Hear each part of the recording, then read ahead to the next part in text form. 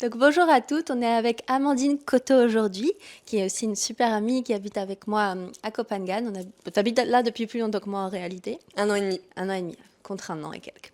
Et donc Amandine, elle est leadership coach et j'aimerais que tu nous expliques quelle est ta mission et pourquoi tu as choisi de faire ça. Merci Noémie pour l'invitation. Et je suis super contente de partager la mission parce que quand on a une mission comme ça à l'intérieur de nous, en fait, on se reconnaît entre personnes qui ont une vision et une mission. Et toi, quand tu parles de la tienne, tu vois, ça vient activer la mienne. Donc je trouve ça merveilleux de pouvoir en parler entre nous. Moi, je considère que sur Terre, il y a des êtres qui sont qu'on peut appeler des êtres cosmiques, des êtres qui sont fortement connectés à d'autres horizons, dans l'espace du cosmos, à une autre planète, pas que la planète Terre, et qu'en fait, on est venu sur Terre pour déployer des nouvelles valeurs, des nouvelles fréquences cosmiques. Pour ceux qui connaissent le film La Belle Verte. Oui, j'adore. Mais c'est un peu ça en fait, c'est des êtres, voilà, on a des millions et des millions d'années, on vient d'ailleurs, et là la Terre, elle a besoin d'évoluer. Et quand je dis ça, je tiens aussi à rassurer tout le monde, c'est normal d'évoluer, normal que l'ancien monde se meure. Il y a un moment, il y avait la préhistoire, un autre moment, il y avait le Moyen-Âge, il y a eu l'époque des Lumières. Bah, aujourd'hui, on est sur une nouvelle époque, avec beaucoup plus d'ouverture de cœur dans nos projets, dans ce qu'on fait. On assume nos perceptions subtiles, notre connexion au monde de l'invisible, et on a un pont de reliance à créer entre nous tous. Et moi, j'accompagne, du coup, ma mission, c'est ça, c'est d'accompagner les personnes qui se sentent un peu bizarres sur Terre, qui se sont pas senties écoutées, qui ont regardé le monde en se disant, mais c'est pas le mien, en fait, qu'est-ce qui se passe? Et de s'autoriser à se dire, mais en fait, c'est pas moi qui suis à côté de la plaque, c'est la plaque qui est à côté de moi. Et de se dire, mais en fait, si je suis différent des autres personnes et que je me suis jamais sentie réellement à ma place et que j'ai eu du mal avec ce sentiment d'appartenance, c'est parce que je suis appelée à amener quelque chose de nouveau. Donc du coup, quelque chose de nouveau à la fois dans le paradigme des naissances. Donc il y a quand même beaucoup aujourd'hui de doulas, de personnes qui veulent accompagner dans la naissance libre et dans la naissance souveraine et puissante, où vraiment on se connecte à son corps, quel que soit ce qui se passe. Dans le milieu de l'éducation, il y a aujourd'hui beaucoup de personnes qui œuvrent pour qu'on ne mette pas des enfants assis sur une chaise tout au long de la journée à apprendre bêtement, donc désolée de le dire, mais bêtement ce que le prof dit, mais vraiment à se connecter à sa connaissance intérieure. Dans le domaine de la santé, nous, on a été toutes les deux naturopathes. Donc, quand on a été naturopathe, on le reste. Et donc, du coup, c'est comment je me connecte à mon pouvoir de guérison intérieure et pas uniquement à la médecine industrielle et aux médicaments. Enfin, je ne veux pas rejeter ça, mais du coup, on a quand même un pouvoir de guérison. Dans le domaine de la sexualité, donc toi, c'est ton œuvre. Comment on se connecte à une intimité sacrée? Comment, à travers l'intimité, on se découvre, on se révèle, on va guérir des traumas. Et du coup, on va accepter de se montrer tel qu'on est dans sa grande force à l'extérieur, dans le monde, depuis des espaces intimes. Dans le domaine de la finance, avant, il fallait quand même naître dans une famille qui avait de l'argent pour avoir de l'argent. Aujourd'hui, on peut partir de zéro, de rien, et devenir millionnaire. C'est possible et accessible à tout le monde parce que l'information, elle est là. On peut rencontrer des personnes. Dans tous les domaines de notre vie, dans le couple aussi, aujourd'hui, il y a un nouveau paradigme qui se met en place. Avant, c'était un système patriarcal avec les hommes qui allaient un peu dominer la femme. Aujourd'hui, il y a un système beaucoup plus équilibré où l'homme et la femme viennent se révéler l'un l'autre. Donc, dans tous les domaines de la vie, je ne vais pas tous les faire, mais on est des êtres qui avons un nouveau monde à déployer sur Terre.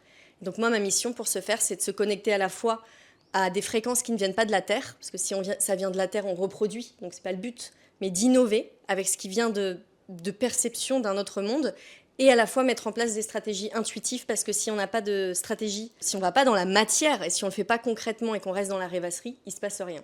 Ouais, tout à fait. Ça, la rêvasserie, j'aime bien que tu en parles comme ça parce que ça me fait penser on va dire aux femmes, dont moi à un moment donné, où on est très connecté à notre créativité, à nos idées, à ce qu'on a envie de faire. Ah, j'ai une vision, je vois ça, je sens qu'il faut que je fasse ça, mais il se passe rien.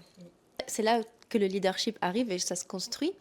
Est-ce que tu as envie de nous parler un peu, toi, ton cheminement à ce niveau-là? Est-ce que toi, tu étais un peu comme ça ou est-ce que c'était le contraire? Tu avais déjà du leadership, mais pas forcément l'énergie créatrice. Comment ça s'est passé pour toi?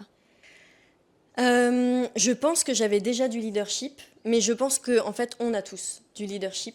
Moi, je l'ai écrasé parce que je voulais tellement appartenir à la société. C'est-à-dire que, tu vois, j'ai fait quand même une classe préparatoire aux grandes écoles de commerce, une école de commerce, dans un monde qui n'est pas le mien, avec des standards, avec vous allez être l'élite du monde, tu vois, comme si on allait Enfin, on change rien quand on est dans les écoles de commerce et on fait juste suivre un mouvement qui existe déjà. Et donc j'avais déjà du leadership, mais il était écrasé parce que j'essayais tellement de convenir et d'être aimée ou aimez-moi que je n'étais pas du tout à ma place. Moi, ce qui m'a permis de me reconnecter à mon leadership, c'est d'assumer déjà qui je suis, d'assumer mon unicité, d'assumer d'être différente de la masse et du monde conventionnel. Donc ça m'a permis d'asseoir en fait et de me dire en fait mes émotions, ce que je ressens ont une place et une légitimité. Et donc si aujourd'hui je suis perturbée, on dit trigger en anglais, déclenchée, activée par des choses, c'est pas parce que j'ai un problème, c'est parce que ce monde-là ne me convient pas et j'ai pas forcément besoin de rejeter le monde, j'ai surtout besoin de créer depuis mes espaces intérieurs à moi. Et donc le leadership était là mais étouffé, comme je pense chez beaucoup de personnes. Et c'est plus on se connaît, plus on reconnaît nos mécanismes intérieurs, plus on reconnaît notre force intérieure, plus on assume de se dire c'est ma manière de fonctionner et comment je fédère une tribu avec ma manière de fonctionner. Et très souvent, plus on s'assume, plus il y a du monde autour de nous. C'est ce qui t'arrive et c'est ce qui se passe avec l'école de l'intimité sacrée, avec ce que tu as créé. C'est qu'en fait, toi, tu es dans ton leadership, c'est ce qu'on appelle un leadership authentique. Moi, c'est ce que j'aime en fait. C'est que tu te montres tel que tu es et tu n'essayes pas de te conformer. Mais toi aussi, du coup, pour le coup. Est-ce que tu pourrais définir un peu plus ce que c'est pour toi le leadership? Alors c'est une bonne question parce que souvent quand, tu vois, quand là, le sommet que j'ai organisé, des leaders allumés, il y a des personnes qui m'ont dit « Ah, j'aime pas trop le terme leader » ou alors les personnes n'aiment pas le terme business, enfin toutes ces choses-là.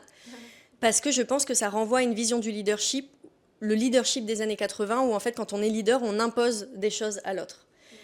Et aujourd'hui, pour moi, le leadership, il est différent. C'est pas on impose, c'est on inspire, on suggère, et ceux qui veulent nous suivent, mais de manière totalement délibérée. On n'impose rien.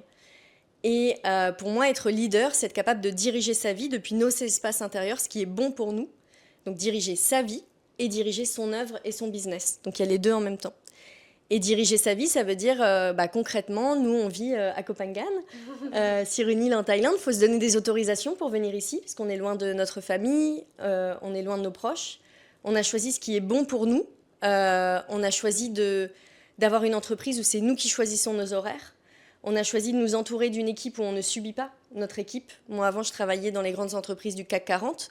Il y a des gens avec qui j'aimais travailler, il y a des gens avec qui j'aimais moins bien travailler. Là, aujourd'hui, c'est notre équipe. Donc, c'est nous qui choisissons aussi la manière de fonctionner.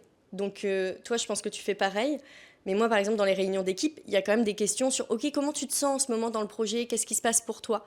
C'est-à-dire que la part émotionnelle, elle est prise en compte. La part féminine, dans notre manière de piloter nos projets. Et pour moi, ça, c'est du leadership.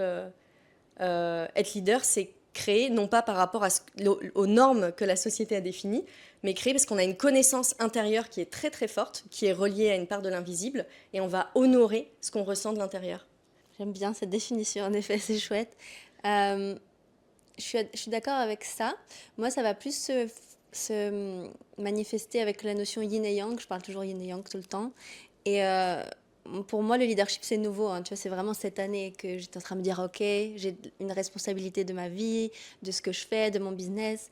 Et ça va plus être, pour moi, le yang, par exemple. Tu vois, comment est-ce que je peux être au service de mon féminin, de ma création, de mon entreprise, parce que si je suis juste à créer des trucs, mais sans la cadrer, sans qu'il y ait des fondations, des piliers solides, même des valeurs, en fait, ça c'est pareil, je l'ai appris avec une de mes coachs business, elle me dit, c'est quoi les valeurs de ton entreprise? J'étais là, alors, je sais pas, tu vois, même si je le sens ce que c'est, mais c'était pas posé et défini.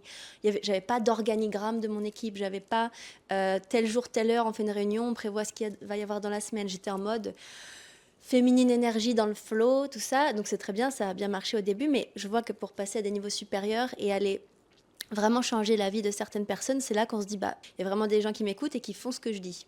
Dans leur liberté aussi, évidemment, mais parce qu'elles ont besoin de ce que moi je peux leur apporter. Donc comment est-ce que je peux vraiment les impacter de manière pure, sacrée, tu vois, c'est d'où le nom de mon école aussi. Et ça m'a vraiment fait shifter dans ma tête, de me dire, non mais je vais pas... tu vois, être dans le leader patriarcal, comme tu disais, c'était juste, tu incarnes ta posture de reine, pour moi, d'une certaine manière. C'est t'as une place où les gens, ils te mettent un peu plus haut, même si j'ai horreur de ça, tu vois, j'apprends. Et c'est toi qui m'as dit ça un jour, de manière très belle. Tu m'as dit, alors attends, laisse-moi me rappeler comment tu m'as dit ça. Quand je parlais de certaines femmes qui me disaient, qui se plaignaient de, ah, mais Noémie, je serai jamais comme toi et tout ça. Et moi, j'étais là, mais mon Dieu, qu'est-ce qu'elles pensent? Et toi, tu m'as dit, bah oui, mais elles ont raison. Mais tu me l'as dit d'une manière très douce et très gentille, dans le sens où, bah oui, parce qu'elles prennent pas leur leadership et leur responsabilité. Donc moi, ce qui m'a vraiment, vraiment aidé, c'est pas de prendre une place en mode je suis mieux que toi, mais c'est en effet, j'ai quelque chose à t'apprendre. Et c'est de prendre la responsabilité et d'accepter, c'est de l'estime de moi et tout ça aussi, hein, ça va avec tout ça, que bah oui, il y a des gens qui voient quelque chose chez moi, qui est vraiment là, en effet, et que je peux vraiment avoir un impact, une influence, plus que l'inspiration même sur leur vie, c'est que je peux transformer leur vie, j'ai le pouvoir de faire ça. Et juste de me rendre compte de ça, ça a totalement changé mon entreprise, tu vois, et ma vision. Souvent, pendant là, les 6 derniers mois, par exemple, c'était, et toi aussi, tu me posais beaucoup la question, Noémie, pourquoi tu fais ça dans le sexe? J'étais là, alors je le ressens, mais poser ça avec des mots, j'arrivais pas. Et j'avais 3 coachs, dont des amis, dont toi, qui me posaient cette question, et c'était pas clair. Et là, c'est beaucoup plus clair aujourd'hui, mais parce que j'assume et je prends responsabilité de la leadershipcité que j'ai, en fait, alors j'allais dire sans l'avoir choisi. Je l'ai choisi d'une certaine manière, mais j'ai aussi pas le choix parce que je vois pas. C'est comme si j'ai pas le choix de faire ce que je fais, en fait. C'est vraiment, L'autre fois, je faisais un podcast avec Rubina et qui m'ont parlé de mon entreprise et tout ça. Et je lui dis, c'est pas moi qui ai développé mon entreprise, c'est mon entreprise qui m'a attrapée, qui m'a dit, c'est par là. Genre, viens ici et moi je suis. J'ai l'impression que la Noémie de tous les jours, elle est tirée vers le haut par mon entreprise. Et c'est pas moi qui tire mon entreprise, c'est vraiment l'inverse. Et ça m'a totalement fait shifter, quoi. Et c'est trop beau, d'ailleurs. Moi, ce que je ressens, c'est que plus on assume, donc je sais que ce mot-là, il n'est pas forcément évident, mais plus on assume son ascendant, plus on assume qu'on a un pouvoir qui est assez inné, que tout le monde n'a pas. Mais en fait, chacun a ses pouvoirs. Ouais. Mais tu vois, par exemple, ce pouvoir de prêtresse sexuelle, tout le monde n'est pas né avec. Et pour moi, plus c'est assumé, plus tu prends conscience de ta sphère de responsabilité. Et moi, ce qui m'inquiète, c'est quand quelqu'un est leader et c'est pas assumé parce que je me dis oui, mais du coup, tu ne maîtrises pas tout ton pouvoir. Parce qu'il y a énormément de pouvoirs derrière qui sont beaucoup innés, que tu as aussi déployés et développés avec ton activité, mais qui sont beaucoup innés. Et ces pouvoirs-là, eh ben, c'est ce que tu fais dans ton école, mais quand on accompagne des femmes à libérer leur trauma, si c'est mal fait, on peut recréer du trauma derrière. Donc en fait, plus tu as conscience de ton pouvoir et de ce que tu actives, plus c'est sécurisant pour l'autre. Et donc du coup, tous ceux qui disent oui, bon, pour qui elle se prend au-dessus, blablabla, pour moi, ce sont des personnes qui n'ont pas reconnu leur propre pouvoir. C'est vraiment un miroir où elles n'ont pas reconnu leur propre pouvoir. Moi, je suis vraiment très rassurée par les personnes qui disent « Ah ok, ça, j'ai une grande puissance énergétique dessus. J'ai un impact sur l'autre. Donc je sais que quand on a un impact sur l'autre, il y a certains pare-feux à mettre en place. » Ouais, tout à fait. Comment est-ce que toi, dans ton business, parce que tu l'enseignes en fait, tu incarnes à la fois ton leadership et en plus tu l'enseignes aux autres. Comment tu fais ta transmission? Je change assez souvent de format parce que je suis quelqu'un... Mais c'est ce que je transmets aussi, c'est de suivre les impulsions et ce qui se passe. En tout cas, là, ce que j'ai mis en place, la manière dont je le transmets, c'est qu'il y a à la fois des sessions de coaching énergétique et des coachings stratégiques. Tu vois ce que tu évoques sur énergie féminine, énergie masculine, moi je le fais au sein des Terres d'Alma, qui à un moment était une école d'empuissancement du féminin, il y a 3 ans. Et pour moi, quand on construit sa vision, quand on construit son positionnement stratégique, ça doit toujours partir de l'énergie féminine. L'erreur que font la majorité des entrepreneurs aujourd'hui, où tout le monde se perd, d'ailleurs la majorité des entrepreneurs spirituels, ils n'aiment pas l'entrepreneuriat et le business. Il y a une partie où on rejette parce qu'on ne part pas du bon sens. En fait, souvent on fait « Ah, je vais travailler sur mon business d'un point de vue mental », et après je rajoute un peu de méditation, un peu de visualisation dessus pour faire genre, quoi. Et pour moi, c'est pas depuis le bon canal. Le bon canal, c'est vraiment, je travaille, c'est pour ça que moi je mets toujours les coachings énergétiques avant. Je travaille en énergétique pour densifier les corps, parce que pour moi, le leadership, il se passe dans l'invisible. Il se passe bien sûr avec le mindset et avec le coaching, ce qu'on va mettre en place. Mais ce dont je me suis rendu compte, c'est que quand on travaille qu'avec le coaching et le mindset, parfois la personne va recevoir des enseignements de responsabilité, où elle ne peut pas les tenir et ça la met dans un état de stress. Donc là, il y a le système nerveux qui est en PLS, qui n'en peut plus, parce que oh, mais j'ai tout ça, je tiens tout ça, comment ça se passe? Et il y a un état de stress. Ah, c'est pas évident. Hein. Ouais. Surtout tu es un très bon exemple parce que tu as quand même une entreprise d'une grande envergure. Tu es visible sur les réseaux sociaux publiquement. Donc en fait, tu vas recevoir sur le champ énergétique, ça je pense que c'est important de le savoir, tu reçois les projections des autres dans la sphère de l'invisible. Et donc du coup, ça, il faut être capable de le tenir.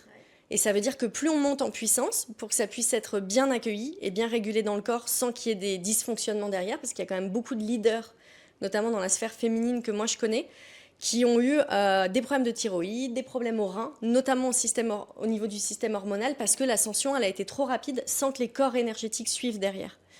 Donc moi, je travaille en puissance énergétique pour qu'on densifie. C'est un peu comme si on construisait une bouée autour de notre corps et que quand quelqu'un nous envoie un impact, ça fait boum, boum, ça repart. Et ça ne vient pas impacter la sphère hormonale et la sphère nerveuse. Donc il y a ça. Plus ça nous permet d'aller choper des idées dans le monde de l'invisible. Bon, plus on va choper des énergies dans le monde de l'invisible, plus on est guidé, plus on a on peut dire des entités autour de nous qui vont nous aider à nous accomplir. Et du coup, on travaille beaucoup moins avec l'énergie du forcing. Avec je dois faire tout ça pour que ça fonctionne, puis c'est dur, puis tant que j'aurais pas réalisé tout ça, j'aurais pas atteint mes objectifs. Non, parce qu'il y a des énergies qui nous guident et c'est ce qui s'est passé. C'est pour ça que tu dis que toi, tu as été tiré par ton entreprise. Moi, je suis assez épatée par ton chemin et par ton entreprise parce que ce que tu dis, je le vois, c'est vrai, tu vois, il n'y a pas de doute. Et je me dis, waouh, c'est assez rare de voir à quel point tu as été. Même on a mis sur ton chemin une personne qui s'y connaît très bien, tu vois, dont tu parles de temps en temps, mais qui s'y connaît très bien en marketing, en déploiement d'entreprise. On l'a mis sur ton chemin et tout s'est activé comme ça. Ouais. Et ça, pour moi, ce sont des forces de l'invisible qui pour t'accompagner pour que tu déploies ta mission. Peut-être qu'ils se sont dit sur Terre, bon, si on n'est pas là, on n'est pas sûr qu'elle se déploie autant. Donc là, on va y aller à fond, quoi. Mais c'est notre but, du coup. C'est notre but, c'est d'accepter de recevoir. L'énergie féminine, c'est accepter de recevoir. Donc, accepter de recevoir des énergies qui ne sont pas forcément les nôtres, qui viennent de quelque chose de bien plus grand. Et donc, du coup, moi, dans ma méthode, il y a vraiment cette manière de travailler avec l'invisible et ensuite de remettre le monde visible et la matière dessus. Donc, tu vois, par exemple, ce mois-ci, dans mes séances de coaching, il y avait un coaching énergétique sur le positionnement, où là, on travaille, je leur dis, ne cherche pas à comprendre ce qu'on est en train de faire, ressentez. Et s'il y a des questions et que vous n'avez pas de réponse, c'est même super, parce que quand on a la réponse trop rapidement, c'est pas une bonne réponse. Je disais, laissez les questions ouvertes, laissez vivre, pour que ça puisse se densifier dans la cellule et réencoder la cellule. Et je leur ai dit, là, dans 15 jours, on se revoit et on fait vraiment le coaching stratégique sur votre positionnement. Et donc là, tu vois, tu parlais de valeurs. Là, la séance, elle a lieu cet après-midi, donc j'ai préparé, notamment sur les valeurs. Et moi, quand je prépare des séances, généralement, je le fais pour moi aussi, parce que voilà, ça me permet de m'auto-coacher. Et tu vois, je travaillais sur mes valeurs et je me disais, moi, il y a quand même une valeur forte et fondamentale au sein d'Ether d'Alma, c'est le côté rebelle. Anne-Claire Méret, elle pourrait dire freedom fighter. Mais moi, je me suis toujours assurée, là, dans les nouveaux membres qui ont rejoint mon espace d'Ether d'Alma, que les personnes, elles comprenaient les enjeux planétaires qui étaient en cours, et notamment qu'il y a des intérêts économiques et politiques qui ne sont pas au service des citoyens. Et moi, j'ai besoin d'accompagner des personnes qui ne sont pas dupes. Pour moi, il ne faut pas être dupe, en fait, sur ce qui est en train de se jouer géopolitiquement.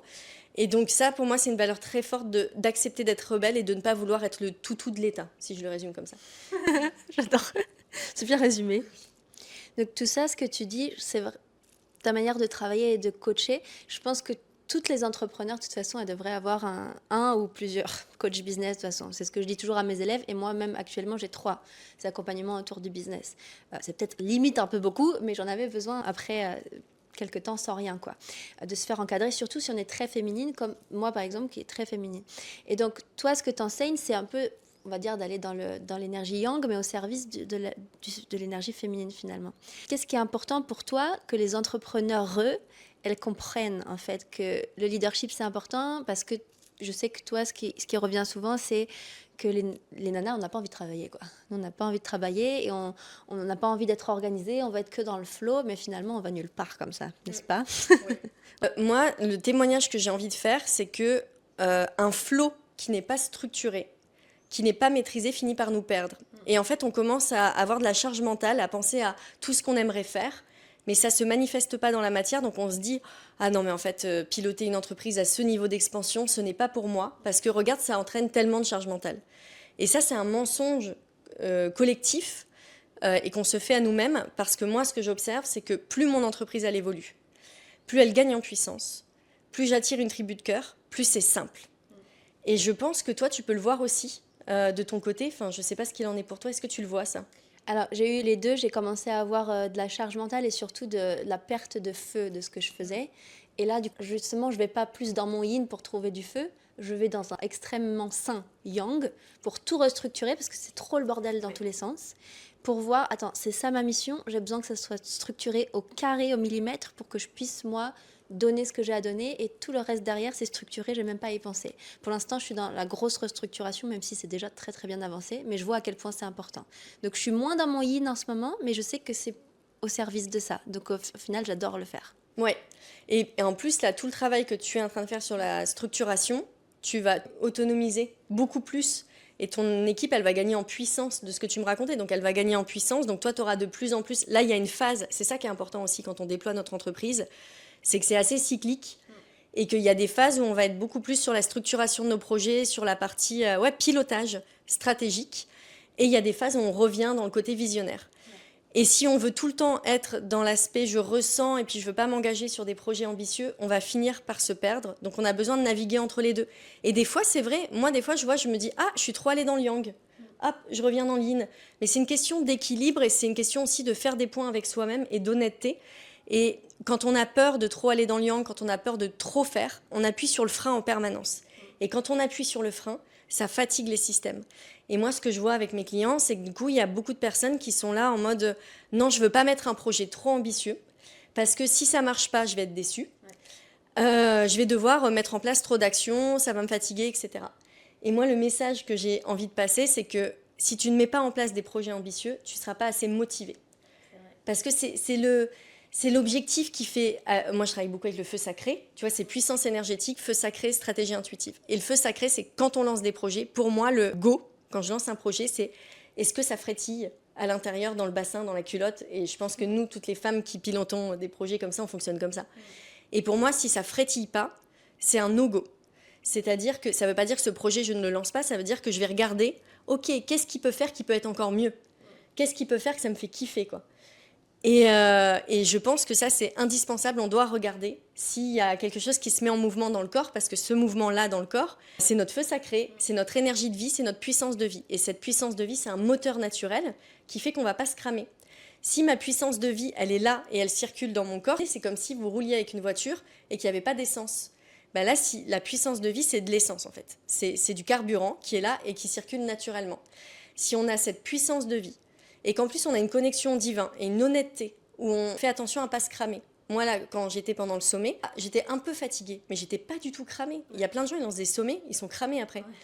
Et directement, on est reparti dans l'entreprise sur une vision stratégique, sur le post-lancement. Enfin, on était là en fait, on est présent. Et ça, c'est possible parce que les moments où je sentais que c'était trop, j'ai dit tant pis. Je me suis dit, moi, comme mon entreprise, elle va durer très très longtemps, et comme on le dit, c'est un marathon, c'est pas un sprint. Bah oui, on aurait pu mettre en place plus d'actions, on aurait pu peut-être faire plus de chiffres, parce que plus d'actions ne veut pas toujours dire plus de chiffres. On aurait pu peut-être, mais quand je sentais que la fatigue, elle allait arriver, il y a des points d'alerte qu'on sent, j'ai dit bah non. De toute façon, il y aura d'autres lancements après, on lancera d'autres choses. Donc je pense qu'il faut savoir être honnête avec soi, et puis aussi du coup savoir déléguer auprès des bonnes personnes pour être accompagné, parce que seul, plus notre entreprise elle va s'élever, plus seul c'est compliqué. Et moi je dis toujours, et ça c'est un message que mais vraiment je transmets à tout le monde, ne commençons pas à déléguer quand on a assez de ressources financières. Moi j'ai commencé à déléguer, je déléguais auprès d'une assistante 2 à 3 heures par jour, ce qui est rien, quasiment rien, mais comme elle faisait les pires tâches que j'aimais pas faire, ça me retirait de la charge mentale, la comptabilité en gros, ça me retirait de la charge mentale, et surtout j'ai appris à déléguer sur 2 à 3 heures. Où du coup j'ai fait plein de couacs, parce que savoir déléguer c'est une compétence qui s'acquiert avec le temps, et ça prend toute notre vie. Savoir déléguer. C'est pas quelqu'un qui sait déléguer, quelqu'un qui ne sait pas. Et donc, s'asseoir dans son leadership et de le faire dès le départ, c'est important, quel que soit le niveau de notre entreprise. Et apprendre à ne pas se cramer, pour moi, et très étrangement, c'est apprendre à piloter sa vie avec son feu sacré et donc son énergie sexuelle. C'est pour ça que je trouve ça beau que tu accompagnes à la fois dans l'entrepreneuriat et dans l'intimité, parce que les deux, ils sont profondément reliés. Il y a un livre de Napoléon Hill qui s'appelle Réfléchissez bien, je crois, et devenez riche. C'est un des plus grands best-sellers, enfin, il y a 60 millions de ventes. Où lui, il y a tout un chapitre où il explique que la puissance sexuelle, c'est une des puissances les plus fortes au monde qui soit pour déployer nos projets et devenir riches. Malheureusement, c'est très mal utilisé par certaines personnes dans ce monde qui vont l'utiliser pour assouvir les autres. Mais si on sait bien canaliser cette puissance sexuelle et qu'on sait se déployer au niveau de l'entrepreneuriat, à mon sens, plus on apprend ça et moins on se crame, et donc plus on peut être à l'endroit où le monde attend qu'on soit pour déployer nos projets. Parce qu'on est vraiment attendu en fait. C'est pas que de nous dont il s'agit. C'est une cause pour le monde. Je suis d'accord avec tout ce que tu dis, ça me parle vraiment et c'est quelque chose que je trouve que je gère quand même assez bien aujourd'hui. Tu vois l'équilibre entre ce yin et ce yang, justement, dont tu parles. Mais la moi d'avant et beaucoup de femmes dans le féminin, en fait, on a vraiment peur, comme on disait tout à l'heure, de ce leadership et de se cadrer. Et du coup, je vois qu'il y a beaucoup de coachs business féminines qui disent, on revient un peu de quoi on parlait tout à l'heure, tu vois, d'être dans le flow et tout ça. Et moi, je serais plutôt d'avis pour ces nanas-là de ne pas avoir ce discours-là en mode respecte ton feu sacré et tout ça. Enfin, bien sûr, mais d'être plutôt, et c'est ce que j'enseigne aux filles, à se mettre un coup de pied au cul pour aller vraiment bosser, quoi. Parce que si vraiment on veut s'expandre, c'est pas vrai qu'on travaille 2 heures par jour, surtout au début, en fait. Oui, c'est sûr. On peut, mais et parfois, en fait, c'est vraiment des phases. Moi, il y a des phases où il y a des jours où je travaille 1 heure par jour, 2 heures par jour pendant un mois, 2 mois. Et là, en ce moment, par exemple, je travaille au minimum 4-5 heures par jour. Et encore, et encore. Mais en fait, c'est toujours des vagues, on va dire. Mais je trouve qu'il y a un mauvais message qui est passé, surtout sur les réseaux, dans le business féminin, où on a l'impression qu'on bosse jamais, que genre claque des doigts, attraction féminine, t'as tes clients qui sont là. C'est extrêmement faux.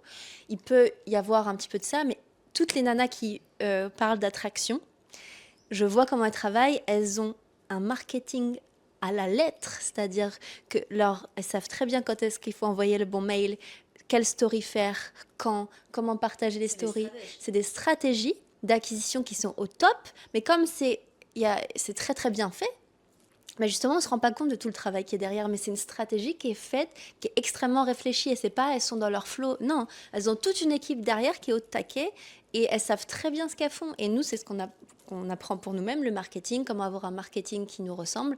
Mais oui, je voulais voir un peu avec toi comment ça résonne, tu vois, ça de les faux messages sur le business féminin, tu vois. Ouais. Alors moi, j'ai une caractéristique, c'est que j'adore le côté un peu people et découvrir l'arrière-boutique des personnes. Et quand je regarde un business, j'ai une tendance à regarder l'arrière-boutique, mais je peux même aller regarder les conditions générales de vente, par exemple.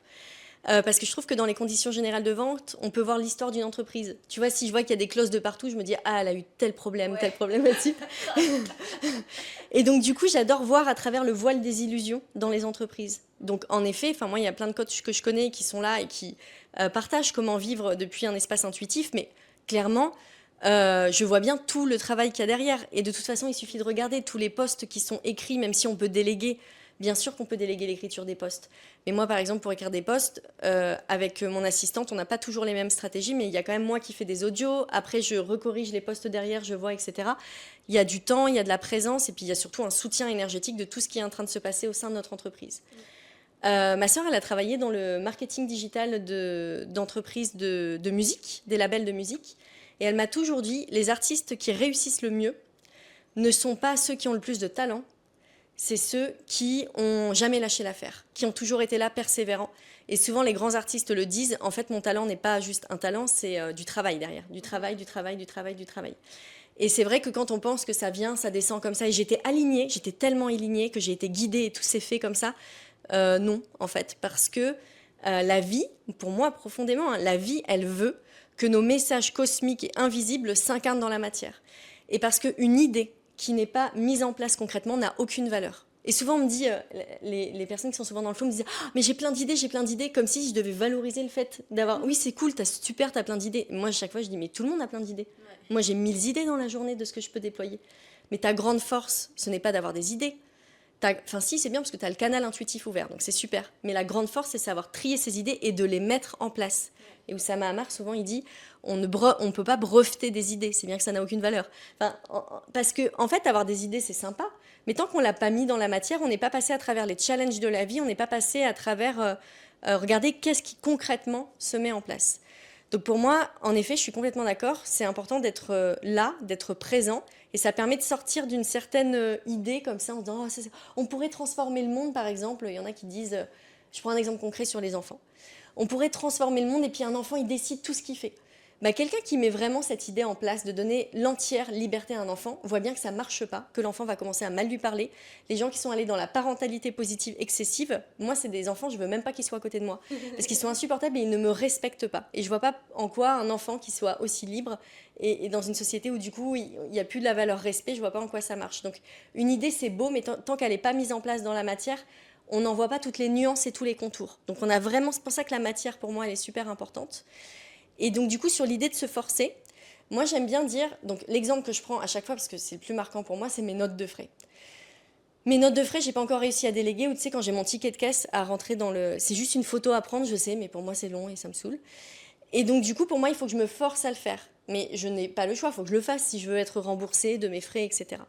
Donc, ce que je fais, en fait, quand je vois qu'il y a un endroit où je me force, c'est que, par exemple, pour mes notes de frais, je vais dans un café qui est super sympa ici à Copenhague, je vais à Deli Devi, et je me prends un chocolat au marshmallow. Ouais. Et en fait, je fais en sorte que l'action, elle soit sympa. Ou alors, je vais demander à quelqu'un, est-ce que toi, tu as aussi une activité à faire? On le fait à deux, parce que c'est un peu mécanique, tu vois.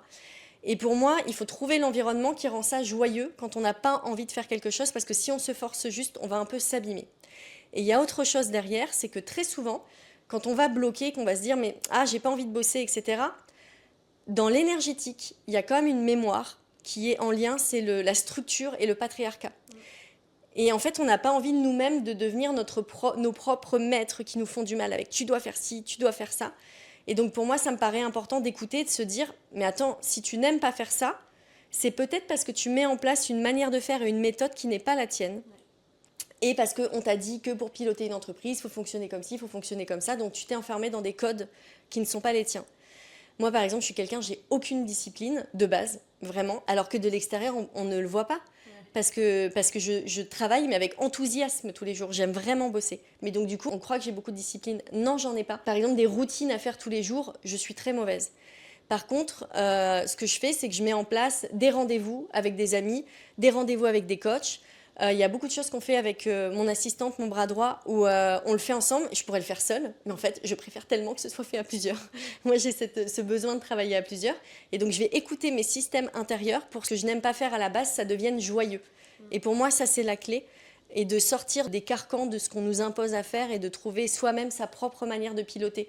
Mais on ne doit pas ignorer le pilotage parce que ça nous semble mauvais de piloter. On doit surtout regarder c'est quoi la manière de piloter qui me convient et qui me fait du bien. Tout à fait.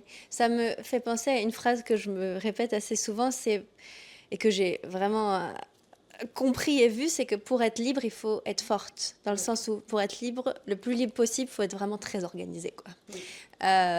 Parce que nous, on a une vie vraiment...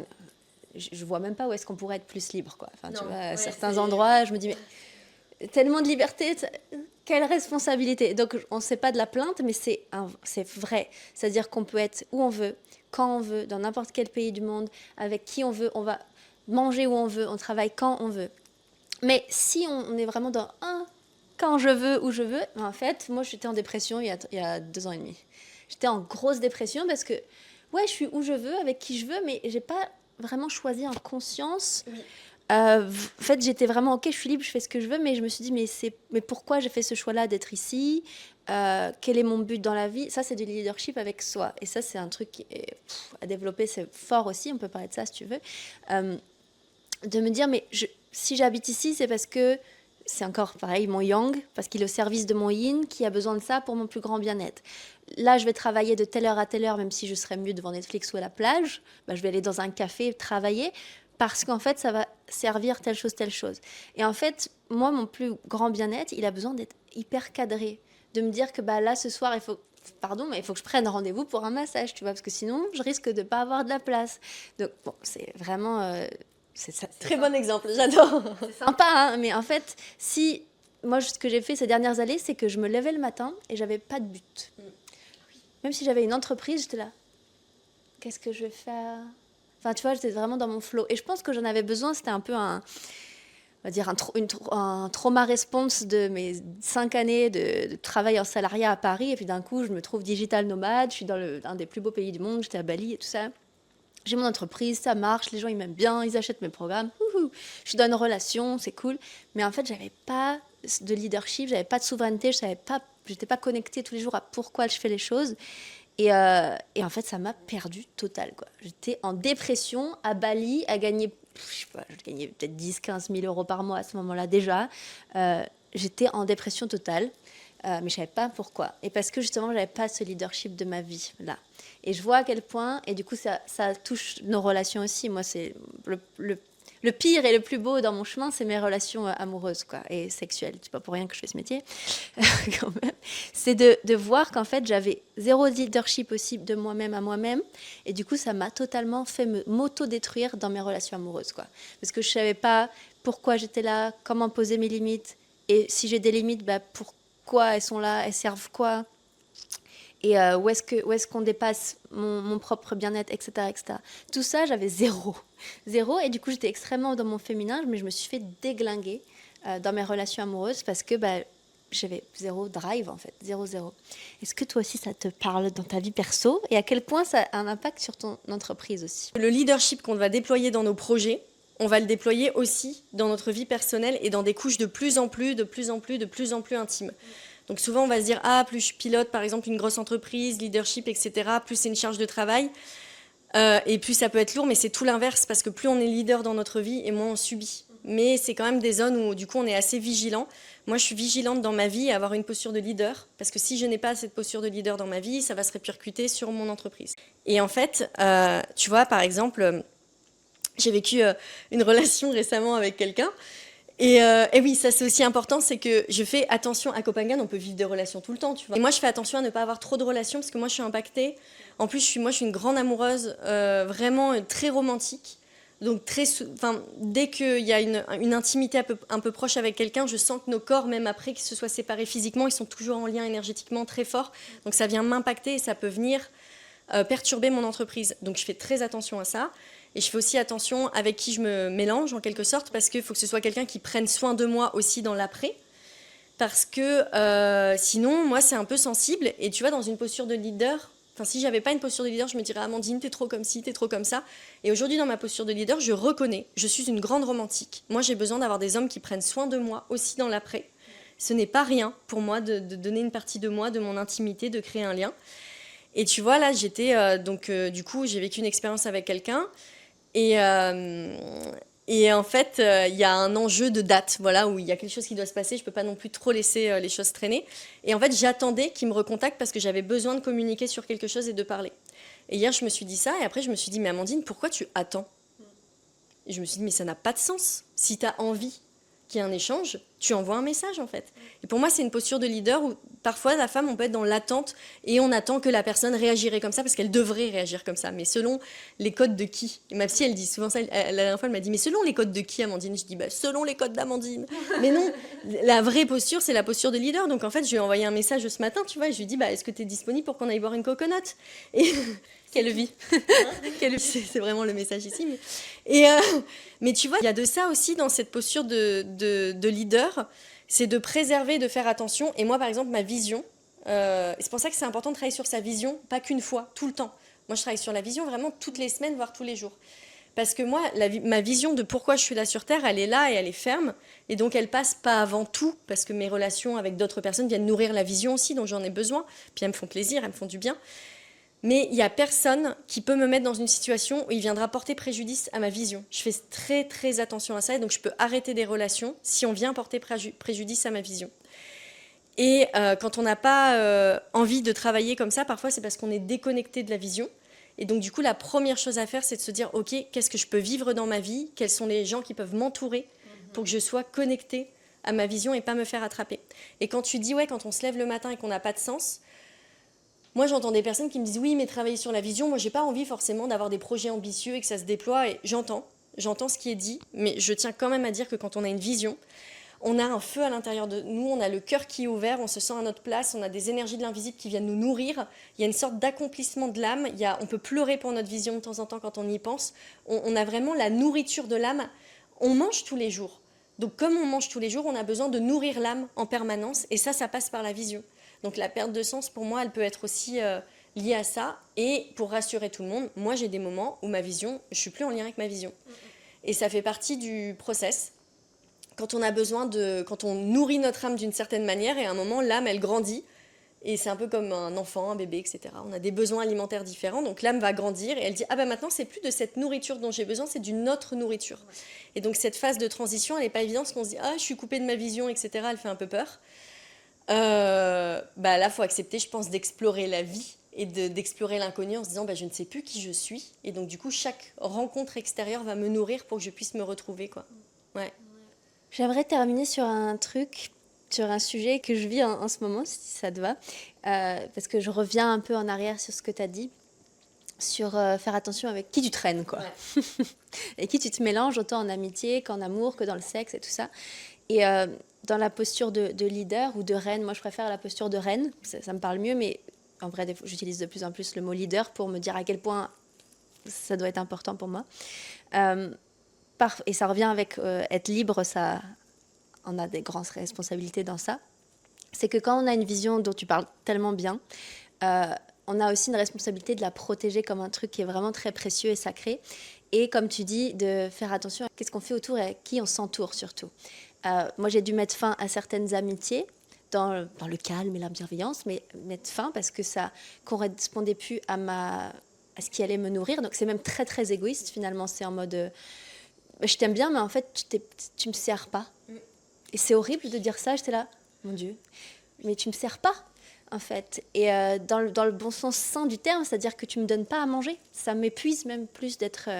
Je pense à plusieurs personnes, que ce soit récemment ou il y a quelques années, c'était en mode bah je vois pas ce que d'être avec toi maintenant va venir nourrir mon corps et du coup ma vision, parce qu'au final c'est la même chose. Et pareil dans le sexe, par exemple, là quand j'ai pris la décision d'arrêter de faire du sexe, mon cerveau il était là.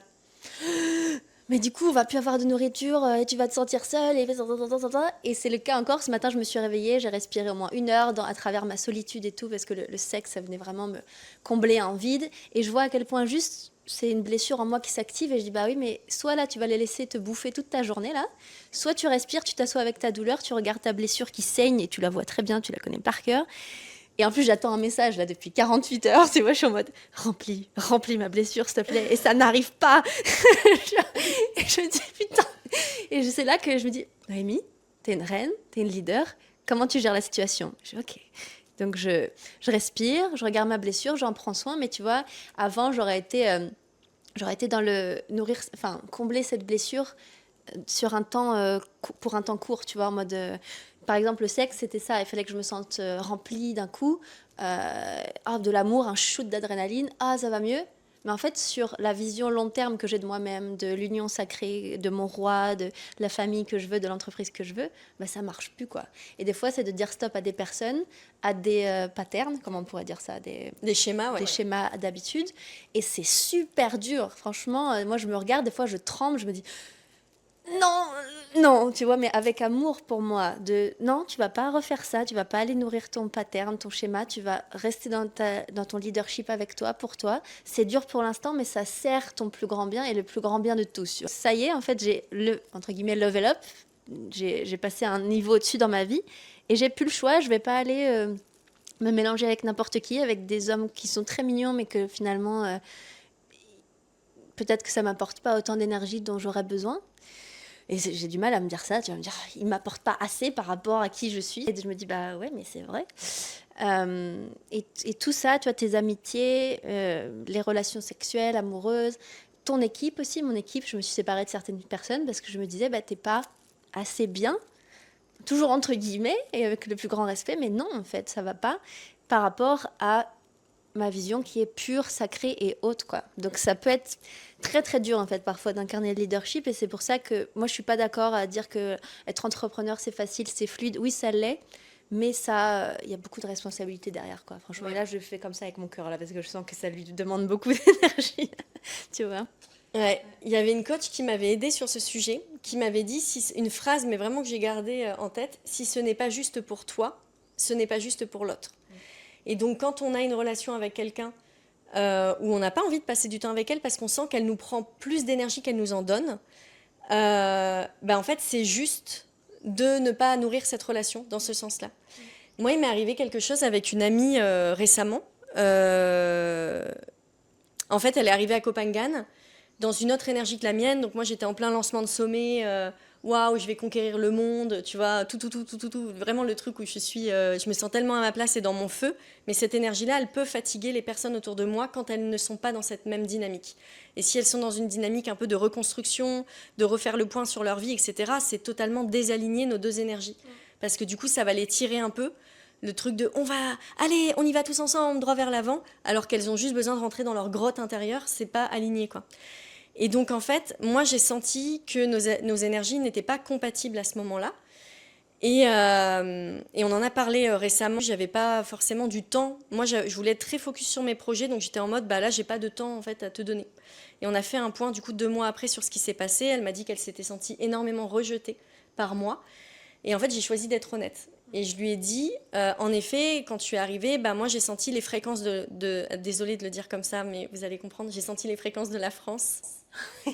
C'est juste que la France, il y a des fréquences un peu plombées. Et quand on arrive de la France à Copenhague, surtout Copenhague, terre de liberté, etc., il y a il y a tout ce qu'on peut pas faire, tu sais, il y a oui mais non, le monde, et puis la crise, et puis le monde est dur, etc. Il y a des schémas comme ça, puis les injustices, les inégalités, etc., qui sont des thématiques qui sont plus trop les miennes en fait au final. Qui n'existe pas ici. Qui n'existe pas ici en fait. Et donc moi j'avais pris la décision à un moment de toute personne qui arrive à Copenhague, j'attends qu'elle arrive pendant 1 semaine avant de la rencontrer pour qu'elle puisse être nettoyée un peu des fréquences de la France. J'exagère, je suis désolée de dire ça, mais je le pense donc je le dis. Et il y a aussi ça dans le rôle du leader, en fait, c'est de dire des choses qui vont perturber l'autre et de faire confiance en la capacité de l'autre à aller voir ses propres blessures et à digérer le truc pour se dire, bah ok, pourquoi ça m'active quand elle dit ça? Là, peut-être quand je vous dis ça sur les fréquences de la France, je sais très bien que ça active beaucoup de personnes, souvent on me le dit, mais allez regarder plutôt que de m'en vouloir, allez regarder à l'intérieur de vous. Pourquoi ça vous active? Qu'est-ce que ça vient chatouiller? Est-ce qu'il y a un amour de la France? Est-ce qu'en fait, au final, vous êtes d'accord, mais vous ne l'assumez pas? Est-ce que vous vous sentez dans un sentiment d'impuissance parce que vous dites, oui, mais t'es marrante, toi tu dis ça, mais j'habite dans ce pays. Allez regarder ce que ça active. Et je pense que dans notre rôle de leader, c'est de faire confiance que les êtres humains en face de nous ont cette capacité à digérer. Donc avec cette amie, on est allé traverser ça, et bien sûr que ça lui a fait du mal.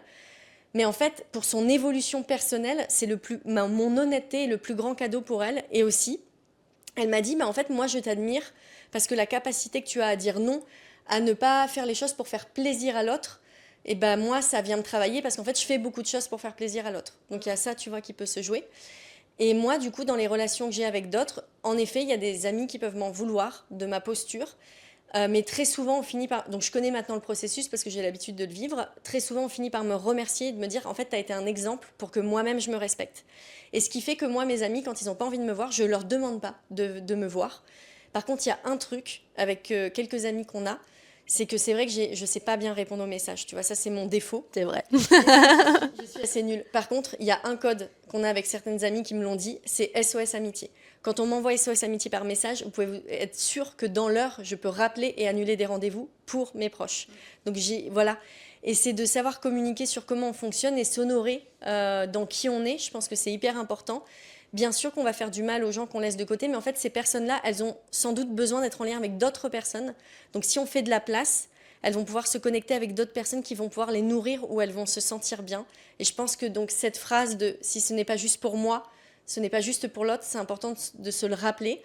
Et aussi de se dire que c'est les conventions sociétales parfois qui nous font dire « ah bah je dois quand même maintenir le lien parce que sinon elle va être blessée ». Tout ça, c'est de la morale, c'est de la société, on s'en fout. Quand on est leader, on ne va pas s'appuyer sur les normes de la société, on va s'appuyer sur notre cœur, ce qu'on ressent, comment je m'honore dans ma singularité et comment je peux rester aussi en empathie avec cette personne et dire en fait désolé, c'est vrai qu'en ce moment je ressens moins le besoin d'être en lien avec toi, j'ai l'impression que c'est des mouvements différents, d'autres énergies. Ouais, c'est vrai, c'est pas évident.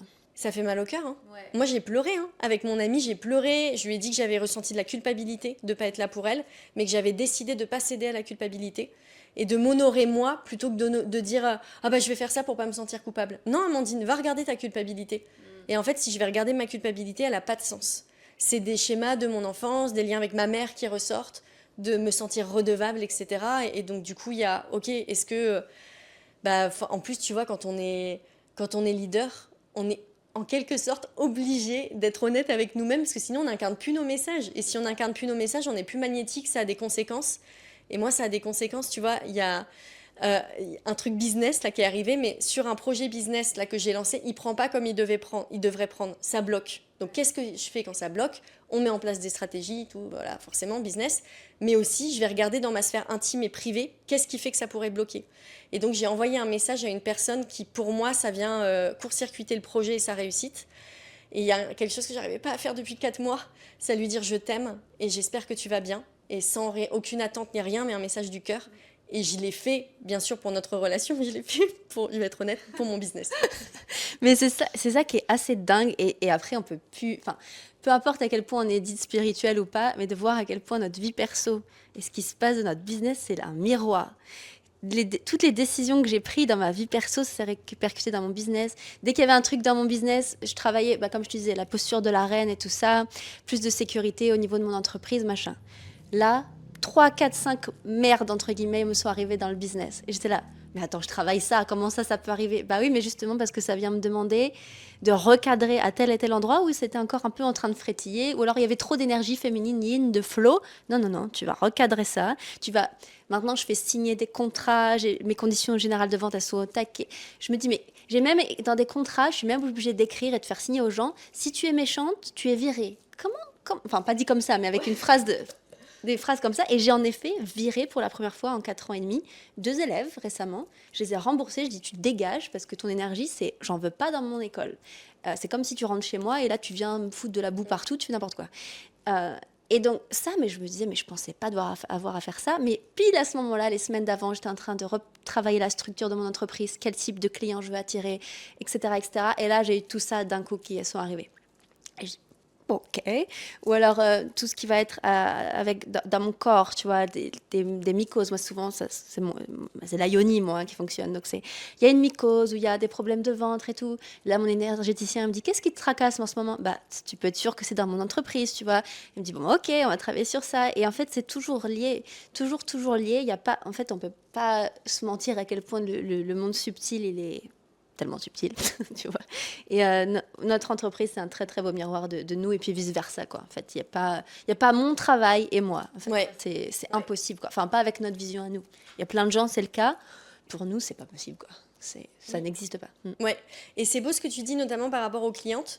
C'est que moi, je vois qu'un facteur de limitation de l'expansion entrepreneuriale des personnes que j'accompagne, c'est d'avoir peur d'avoir des clients chiants, en gros, tu vois, qui, comme tu dis, viennent chez toi, en gros, et salissent le tapis, quoi. C'est ça, un peu, quoi. Et de positionner un cadre et de dire, bah, ça, c'est possible, ça, ce n'est pas possible. Moi, par exemple, le féminin bancal, tu vois, où on vient médire. Moi, j'ai eu ça quand même. J'ai eu une personne qui a vraiment foutu le bordel dans mon entreprise et qui a monté des personnes contre moi, donc chasse aux sorcières, quoi. Et dans le milieu du féminin, il peut y avoir beaucoup ça parce que voilà, le masculin maltraitant nous a fait du mal, donc parfois le féminin va s'épandre et faire du mal. Et ça, pour moi, c'est hyper important de l'équilibrer. Et plus on l'équilibre, et plus on peut aller vers une zone de croissance. Et ça fait partie de l'amour de soi et de nous. Par amour pour nous, est-ce qu'on accepte qu'il y ait des personnes qui viennent foutre le bordel dans notre entreprise? Et il y a ça qui vient se jouer. C'est OK ou c'est pas OK? Non. Et ça fait du mal parce qu'on aimerait être la personne tolérante, qui accueille, parce qu'on a le droit d'avoir des travers, etc. Mais en fait, trop de tolérance, parfois, bah, ça va trop nous affecter, quoi. Oui, c'est ça. Mais ce qui est très étrange, c'est que moi, ça m'a mis dans ma posture à la fois de maman et de leader, tu vois. Ouais. Moi, je suis jeune, hein, tu vois, dans mon entreprise, et toutes les femmes que j'accompagne, elles ont, bon, il y en a certaines comme mon âge, mais il y en a beaucoup qui ont 10, 15, 20 ans de plus que moi, c'est ça la majorité. Et moi, j'étais en train de jouer à la maîtresse d'école à un moment donné, entre elles, parce qu'il y avait des chamailleries et tout ça, et j'étais là, mais est-ce que c'est vraiment ça qui est en train de se passer? Donc là, on me demande, Noémie, qui a 15 ans de moins qu'elle, de leur dire arrêtez vos bêtises maintenant. Genre, tu vois, de recadrer. Et je pensais pas que c'était un truc à faire, mais c'est pile quand je travaillais ce truc de leadership et de reine et de qui est-ce que tu attires, tout ça, que tout ça s'est arrivé. Bon, là, ça s'est calmé, tu vois. C'est pour ça que ça nous demande vraiment de la puissance d'être leader finalement, parce qu'on va vivre des trucs qui sont pas cool quand même parfois. Ouais. Franchement, plus tu t'expands, plus tu grandis, tu vas vivre des trucs... Alors, pas forcément pas cool, mais challengeant. Tu vois, tu montes, bah, tu as tous les challenges qui vont à la hauteur. Tu démarres en bas, bah, tu as les challenges du bas. Ouais, c'est ça. T'augmentes, bah, tu as les challenges qui vont avec, quoi. Et Et donc ça, c'est ce qui m'était arrivé et tout ça. Et je vois aussi là où j'ai envie de travailler et de recadrer des trucs. Et je me dis, parce que ça, c'est le genre de challenge qui pourrait arriver. Tu vois, plus j'augmente, plus je me dis, ça, je pense que c'est un truc qui est possible. Donc je vais aller venir protéger mon entreprise, protéger mon énergie avant que ça risque d'arriver aussi. Donc c'est pour ça que la posture de reine, moi, ça me parle. C'est parce qu'il y a le royaume, le trône, tous les gens qui sont dans le royaume. Alors ça ne veut pas dire qu'ils sont plus bas que moi, mais c'est-à-dire qu'ils vont, moi, comme je suis leader d'un mouvement, bah, ils vont suivre ce mouvement-là. Et donc, moi, je dois en prendre soin d'eux. Donc, ça, c'est l'expérience client, tu vois. Je dois les nourrir, entre guillemets. Mais je dois aussi recadrer quand ça va pas. Je dois aussi faire attention à toutes les attaques extérieures qu'il pourrait y avoir. J'ai une copine qui m'a dit, faut faire gaffe. Et c'est horrible pour moi de dire ça, mais il y a des femmes, c'est des pommes pourries. C'est pas toi qui as dit ça? C'est pas un de mes mots, les pommes pourries, mais je pense que oui, il y a des femmes qui sont dans un féminin tordu. Ouais. Et donc, c'est ça. Elle disait, si, en fait, t'as beau être dans l'amour et tu veux aider tout le monde, mais si c'est une femme qui est comme une pomme pourrie, et ben en fait, elle va contaminer tout le panier de pommes, toutes tes autres élèves. Et moi, j'étais en mode, mais non, mais je peux pas rejeter des gens, c'est horrible. Bah oui, mais elle me dit, oui, mais regarde ce qui se passe. Un féminin blessé peut, alors on est tous dans le féminin blessé, mais quand c'est le féminin blessé extrême, il peut se retourner contre toi et affecter aussi toutes tes élèves, tous tes clients et tout ça. Et c'est des fois de prendre quelqu'un et lui dire, bah, t'es blessé, mais je suis désolée, c'est pas chez moi que tu vas guérir, parce que moi, tu m'abîmes. J'ai pas envie de t'accompagner parce que je te trouve odieuse, même si t'es blessée, et je comprends. Et je veux protéger les autres. Donc il y a vraiment ça, ça me protège moi. Ça la protège elle aussi, parce que à mon avis, c'est pas moi la meilleure accompagnante pour elle. Et ça protège les autres femmes aussi. C'est ça. C'est ça qui est hyper... Enfin, tu vois, je pensais pas avoir géré tout ça, mais en fait, ça arrive, quoi. Ça peut ne pas être compris quand on va exclure des personnes ou que... moi, donc, quand j'ai eu cette histoire où ça c'est, on a vraiment une personne qui monte des personnes contre moi, où Amandine est la grande méchante, tu vois, enfin... Et moi, j'ai fini par le croire, tu sais, j'étais, je suis une mauvaise personne, etc. Et là, avec le recul, je me dis, non, c'est juste que t'assumais pas ton pouvoir, en fait. T'assumais pas que oui, c'était ton entreprise, donc c'était à toi de prendre des décisions, et même si elle n'était pas d'accord, bah, elle n'est pas d'accord, mais c'est mon entreprise, va jouer sur un autre terrain de jeu, quoi. Et en fait, ce qui s'est passé après, c'est que j'ai mis en place une charte de souveraineté. Et donc, je donnais à mes clients, et donc je disais, bah voilà, si tu vis des émotions, j'expliquais tout en détail sur le leadership, en fait. Si tu vis des émotions, tu es invité à aller regarder quelle est la blessure qui a été activée avant de reprocher quelque chose à quelqu'un.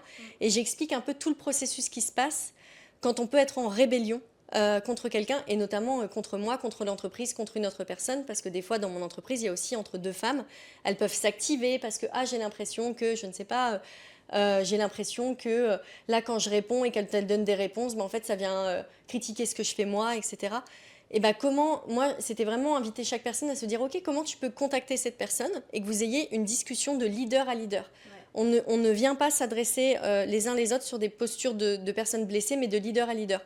Et posture de leader à leader, ça veut dire pas forcément être dans l'émotionnel. Donc tu vois, genre la CNV détournée, quoi. Communication non violente détournée.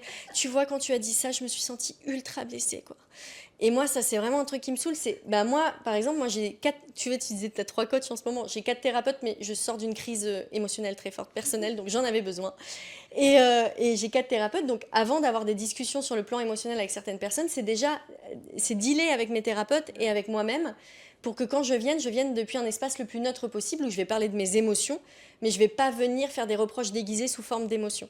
Et je pense que les espaces que nous, on propose, on a besoin de montrer aux femmes comment on peut s'élever moi, je parle souvent de leadership émotionnel aussi de plus en plus maintenant. Leadership émotionnel, leadership énergétique. Comment on s'élève pour que nos émotions, ce ne soit pas une manière de dominer l'autre et de la manipuler, mais que ce soit juste une manière d'exprimer notre vérité, mais sans faire porter le poids de soi. Et donc, si on arrive à créer cet univers où nos clientes, elles s'élèvent de plus en plus là-dedans, mais on change le monde. Parce qu'elles le mettent en pratique dans le laboratoire qui est nos entreprises, pour ensuite le faire à l'extérieur. C'est extraordinaire. Tout à fait.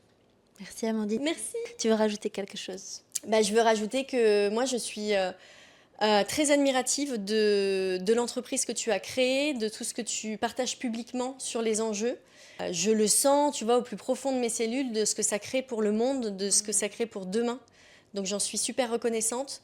Que pour moi, que tu aies assumé d'avoir cette posture de leader et de business, ça a un impact et on le voit concrètement parce que si tu ne l'avais pas fait, tu ne serais pas là aujourd'hui à accompagner autant de femmes pour qu'elles puissent s'élever et qu'elles puissent le faire.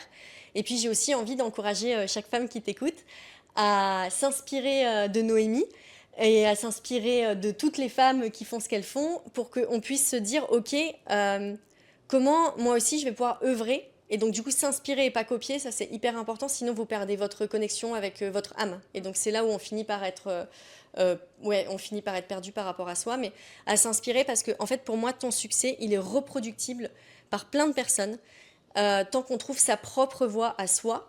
Et vous ne le faites pas que pour vous le faites pour vous et c'est important de s'honorer et que ce soit épanouissant et joyeux pour vous, mais vous le faites aussi pour le monde. Donc quand vous vous dites « Ah, est-ce que je suis légitime pour faire ça ?» C'est pas forcément la question, on peut aller l'explorer, hein, mais la question c'est qu'est-ce qui ferait que je n'irais pas le faire en fait. J'ai été envoyée sur Terre pour inspirer le monde, donc pourquoi je n'honorerais pas ce contrat en quelque sorte, c'est pas le bon mot, mais ce contrat que j'ai fait avec l'univers pour déployer les messages que j'ai envie de déployer et trouver l'unicité de vos messages, c'est ça qui va vous porter. Wow. Merci Amandine. Merci. Je vais mettre toutes tes infos donc, en dessous de la vidéo ou à côté. Si vous voulez travailler avec Amandine, donc sur le leadership, tout ça, c'est super parfait. Et j'ai envie de te faire un câlin. Ouais, merci.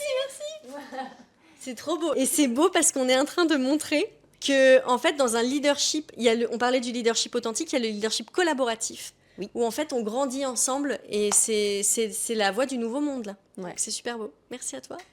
Bisous tout le monde.